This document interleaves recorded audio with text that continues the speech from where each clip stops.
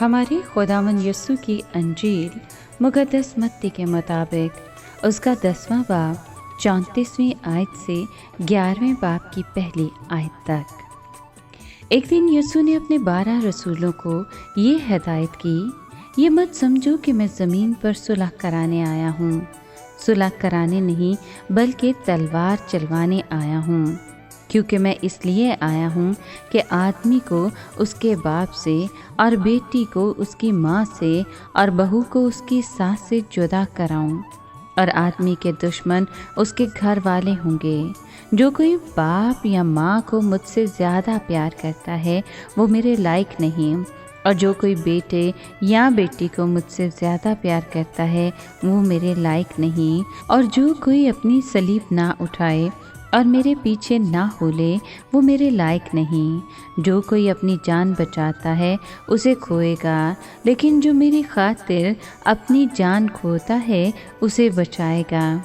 जो तुम्हें कबूल करता है वो मुझे कबूल करता है, और जो मुझे कबूल करता है वो उसे कबूल करता है जिसने मुझे भेजा।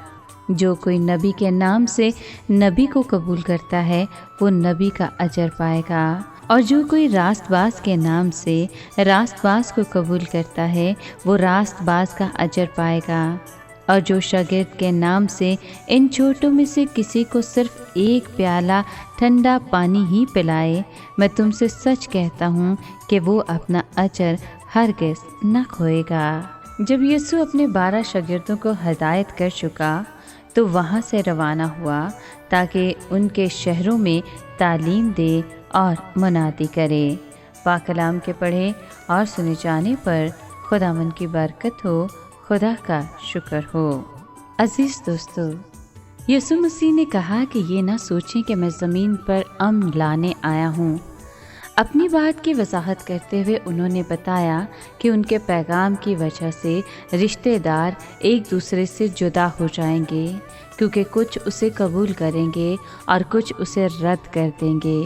बेशक यीशु के पैगाम को कबूल करने के लिए बड़ी दिलेरी की ज़रूरत होगी, क्योंकि मसीह यीशु ने बताया कि जो शख्स अपने बाप या माँ को मुझसे ज़्यादा अजीज़ रखता है वो मेरे लायक नहीं, और जो शख्स अपने बेटे या बेटी को मुझसे ज़्यादा अजीज़ रखता है वो भी मेरे लायक नहीं।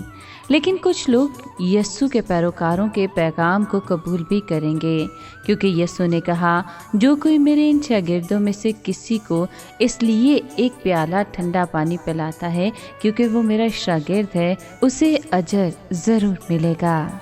इस तरबियत और हौसला अफजाई के बाद रसूल रवाना हो गए और उन्होंने उस इलाके में गांव-गांव खुशखबरी सुनाई और हर जगह लोगों की बीमारियां ठीक कीं।